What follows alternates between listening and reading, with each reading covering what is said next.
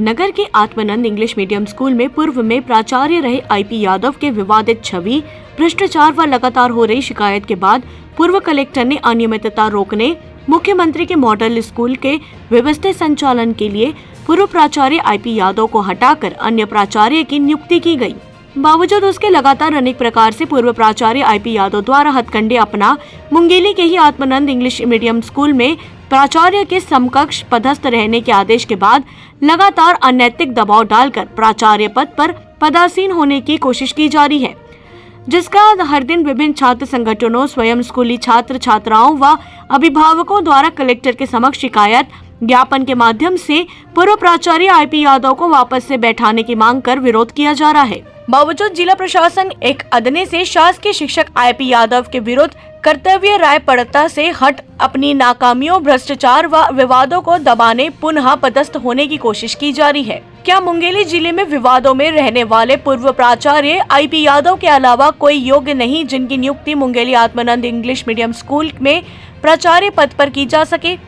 एक शिक्षा के मंदिर, वो भी जो कि राज्य सरकार के इंग्लिश मीडियम स्कूल के प्रारंभिक समय में तारीफों में रहा, अब आईपी यादव जैसे विध्वंसक लोग बेवजह राजनीति कर विवादों में ला रहे हैं, जिससे अभिभावकों में आक्रोश है। अधिकांश अभिभावकों का कहना है कि लगातार जिला प्रशासन को विवादों में रहे प्राचार्य आईपी यादव को कर्मकांड, भ्रष्टाचार व विरोध के बावजूद जिला प्रशासन स्वयं अपने नए आदेश के बाद तुगलकी फरमान से बौना साबित हो रहा है। Atmanand English medium school Mungeli के लिए यदि मापदंड अनुरूप कोई और कुशल योग्य प्राचार्य की जरूरत है तो जिला शिक्षा अधिकारी को जिला प्रशासन के समक्ष काबिल लोगों के नाम का पैनल भेजना चाहिए, जिससे आत्मानंद इंग्लिश मीडियम स्कूल की गरिमा अनुशासन बनी रहे। मुख्यमंत्री भूपेश बघेल के सोच अनुरूप यह मॉडल स्कूल का संचालन हो सके।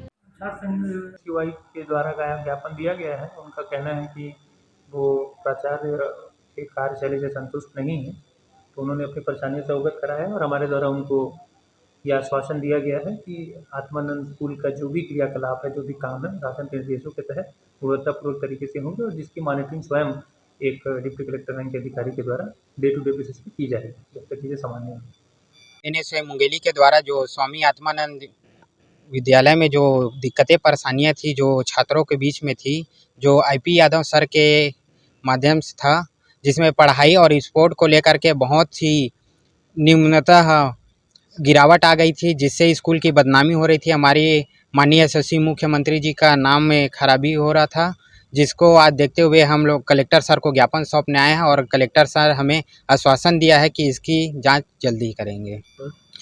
बार बार स्कूल का प्राचार्य बदला जा रहा है, जो कि बहुत ही गलत बात है, जिससे छात्रों की 1500 जो छात्र हैं उनकी भविष्य खराब हो रही है, तो ये ना हो। मेरा नाम महेंद्र साहू है। मैं कक्षा 12वीं का छात्र हूँ।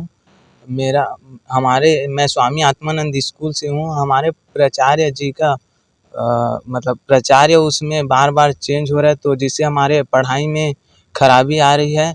तो और पुराने प्रिंसिपल जो इस स्कूल स्वामी आत्मानंद स्कूल से हटे थे, उन्हें फिर दोबारा ला रहे हैं, और जबकि उन्हें अगली बार शिकायत करके हटाया गया था, तो वो फिर दोबारा आ रहा है। और उसके मतलब जब वो प्रिंसिपल था तो डिसिप्लिन और पढ़ाई उतना अच्छा नहीं था, तो वह फिर वो आ रहा है, तो फिर पढ़ाई हमारे बेकार होगा। और दूसरा मैं या तो दूसरा प्राचार्य आए उसके बदले, या तो फिर जो मैम हैं वही प्राचार्य रहें।